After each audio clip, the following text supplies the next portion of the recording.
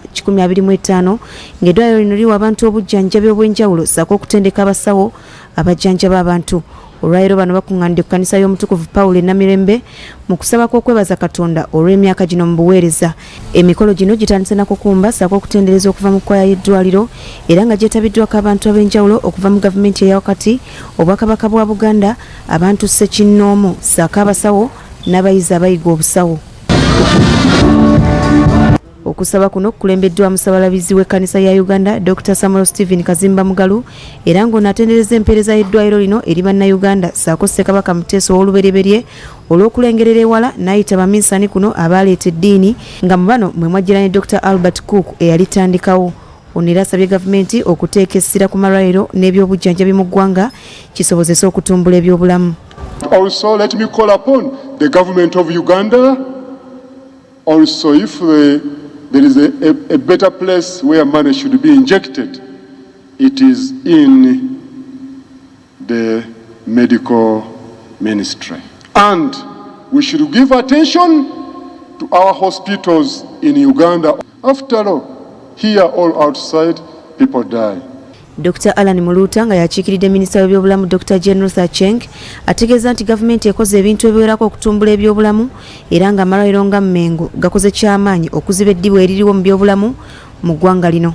Government has adopted several strategies to improve health care, most of them embedded in the Ministry of Health plans. Private partners like Mengo Hospital are appreciated for bridging the gap to provide cost-effective, quality and affordable health care to Ugandans. Ssenkulu w'eddwaliro ly'e Dr. Rose Mutumba asinzidde wano n'asaba gavumenti okwanguyirizaako etteeka lya yinsuwa y'ebyobulamu eri bannayuganda bonna kisobozese abantu bonna okuba n'obusobozi bw'okufuna obujjanjabi ssaako okubaggyako emisolo egibabinikibwa basobole okuweereza obulungi.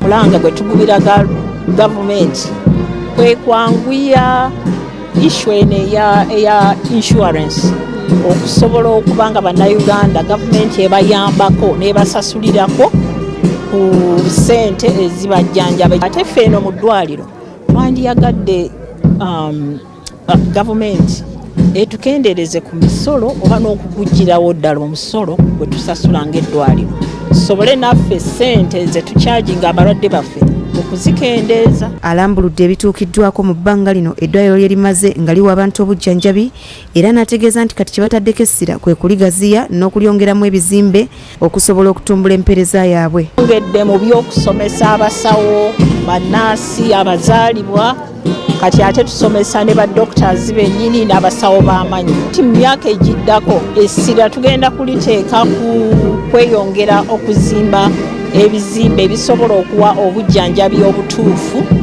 okugula ebyuma n'okulaba nga twongera okusomesa abasawo naddala abali specialists.